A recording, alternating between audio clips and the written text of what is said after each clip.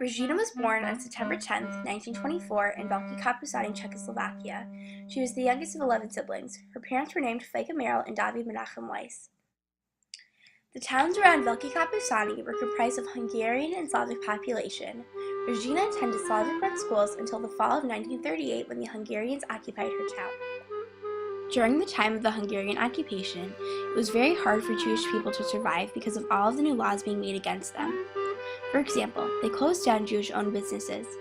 In 1941, the Slovakian government made a Jewish code which provided legal backbone for property expropriation, internment, and deportation.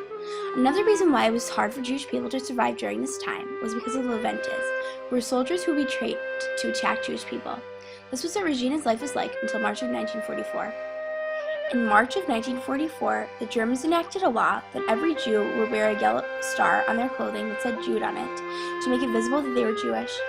Reggie was taken to City Hall to be searched for jewelry and money, and then taken to Uzrad, which was a ghetto. During this time in the ghetto, Regina was forced to live outdoors in cramped quarters with her sister-in-law, her 2 children, and her parents. She stayed there for 6 weeks. They were given very little food, had atrocious sanitary conditions, and were beaten constantly, day in and day out. After those terrible 6 weeks, Regina and her family were taken to an unknown destination. This destination ended up being Auschwitz. It took them 4 days to get there. During those 4 days, they were in cattle cars and were very cramped. No one was able to move, the window was never opened, and the sanitary living conditions were non-existent. When they arrived in Auschwitz, on the night of Shavuot, she was separated from her family by Dr. Joseph Mengele. Regina went to the right, and her family went to the left. That was the last time she ever saw her mother, father, sister-in-law, or her sister-in-law's 2 children ever again. Then she was sent to Camp Bergen-Belsen. In 1945, it was liberated.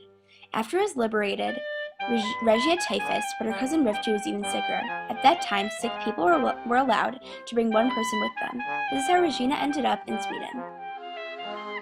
Regina couldn't sit still because if she sat, she said that would be the end of her.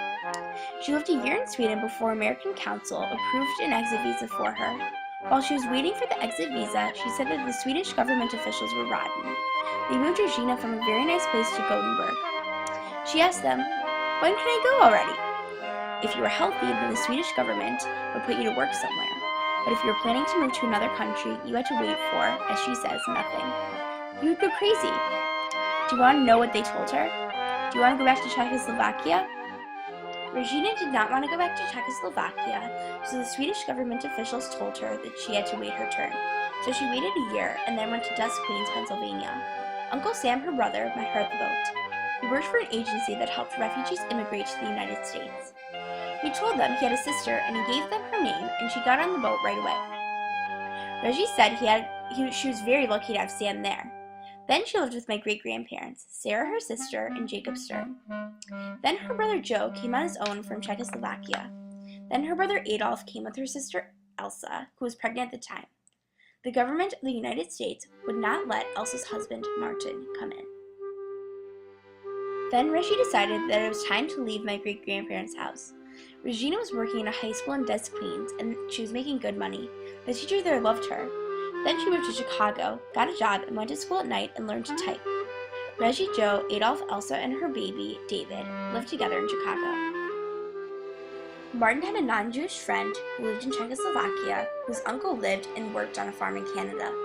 Martin asked her to write to her uncle, who then wrote a letter stating that Martin would be coming to Canada to work for him. Reggie told her boss that she needed to take off work so that she could go to Canada to sign for her brother-in-law's entry into the country.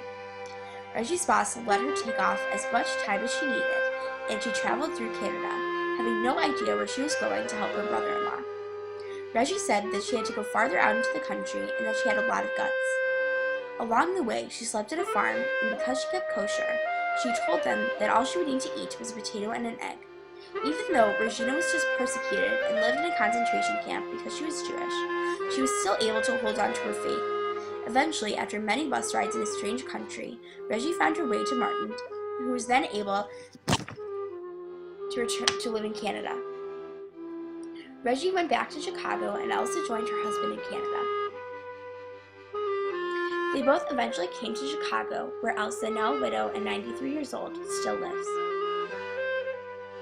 Reggie eventually met her husband, Eugene Wolowitz, and moved to Cleveland. They have 2 daughters, Miriam and Gail. Miriam lives in Cleveland and has 5 children and many grandchildren. Gail lives in New Jersey and has 3 children who all have children also. By Regina having such a strong spirit, faith, and willingness to survive, she was able to overcome any obstacle she faced, and by having this tenacity, she eventually was able to create a new home with her family.